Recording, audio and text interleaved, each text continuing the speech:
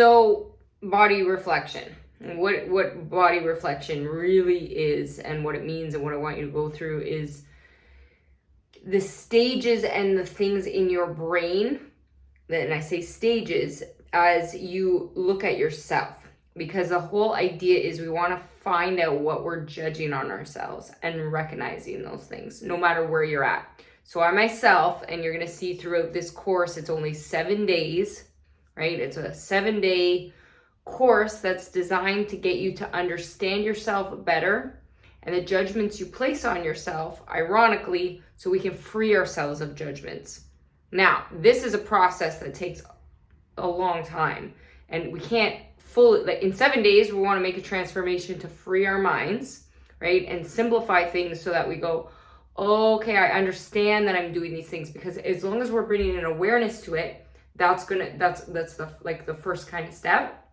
But and the way this course is designed is to get you really thinking about how you've been talking to yourself, how you've been judging yourself, how you've been looking at yourself. So there's little even clips and things for myself, 20 years in the, fitness industry, up and down, different things, that my body's changed so much. And I say this because I want to make myself vulnerable to where I'm at too, and those things, and recognizing it. So you have an understanding of where you're at. Watch, even like body reflection, right? In doing this, I say like I can I have a light on, I can turn this off, and then that's a different thing, but I want you to be able to see. But I'm going to look in the mirror, and then you have the so what this is designed to do, so that you can do the same type of thing, right? So like where you're really at and how you feel. And the idea behind this is the feeling that you have about your body, right? And the thoughts that go, because that's a personal thing, right? Like, and it changes so much. Like at one time, what I thought, was fit even has completely changed over the years because of, the ways that I have been. So I just want you to recognize that. Okay, hold on.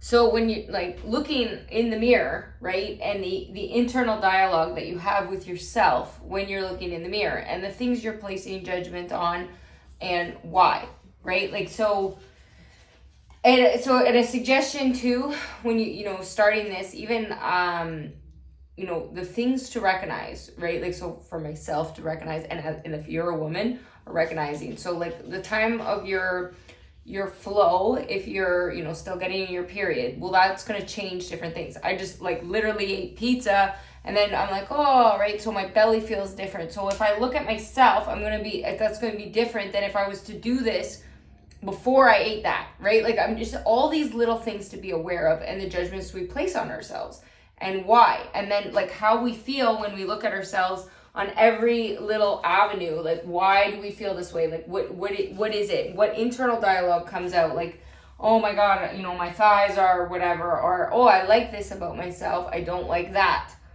And then how that makes us feel, and it could be, all right, well, even changing things like the outfit will change how you look at your body different, right? Like these basic things. If I had like some makeup versus no makeup, is that making a difference when I look at myself, right? Like it's just being aware of the self-talk is the first thing that comes to mind. So I want to take that time to really look in the mirror and look at everything, because it's the honesty of where we're at, and the brutal honesty of how we feel about that. And it's also, though, accepting and saying, hey, you know what? Even if you don't love what you're looking like, or maybe you do, that's even better, right? That's even better. But if you're not, and you're picking yourself apart constantly, well, okay, you still have to understand, and this is the hardest thing for a lot of people to grasp, that you're imperfectly perfect. Because you can't actually, the irony, make lasting changes until you look in the mirror and go, okay, this is where I'm at. This is on it. Like, I'm honestly where I'm at. I accept whatever has been to make me stand in this moment being exactly where I am. Exactly where I am. That's just the reality.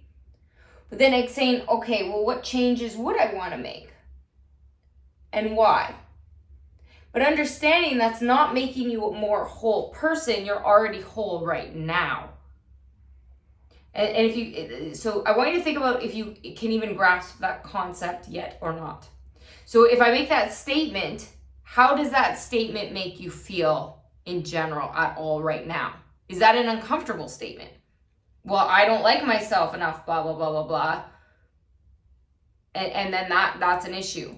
And they're saying there's a video in particular you see later of myself as a diary, and I had, my skin is so bad. I was at a place where I was like, oh, it has to be cutting out the sugar, cutting out the things, and I was so strict with my diet. And the reason I believed I was so unwell was because, oh, well, I'm having sugar, this is why I'm binging, I'm having this is why, or this is the result. It's actually, I learned over the years, now that I look back, how much of my mental state and the abuse that I was putting on myself actually caused these things. So yes, these things, right, like they manifest itself from real things that we could have intolerances and things, but it actually more has to do with our self-talk, because that's where energy comes from, and then that energy will create real things in the world.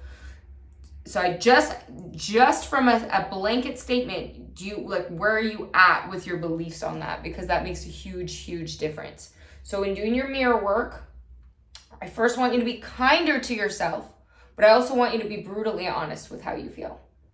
Brutally honest. And then we can work forward going, okay, right, this is where I'm at. And then when we set goals for our body and ourselves, we want to do it from a place of strength and feeling good versus a punishment.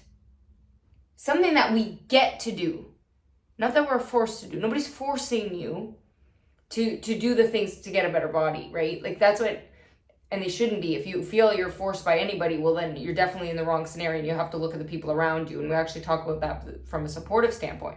But you have to feel you're enough in the body you are in, because you are, no matter what shape or size you're at. And if that statement makes you uncomfortable, then that's another red flag of, okay, that's a self-worth issue we have to work through. Do you see how that makes sense? So the challenge here is how, in this work, I want you to start to recognize how you feel. And then, if you have the courage, this is what I really recommend. It's not easy to do, but film yourself. Maybe do it first in private and talk to yourself, have that internal dialogue. If that's too uncomfortable, write it down. But really, if you can, film it. You'd be surprised the difference. It said, I wish I would have filmed myself more over the years. I only have a few things to show you now here and there, but from those diaries. I wish I had more. So that's just my recommendation. Let's get started.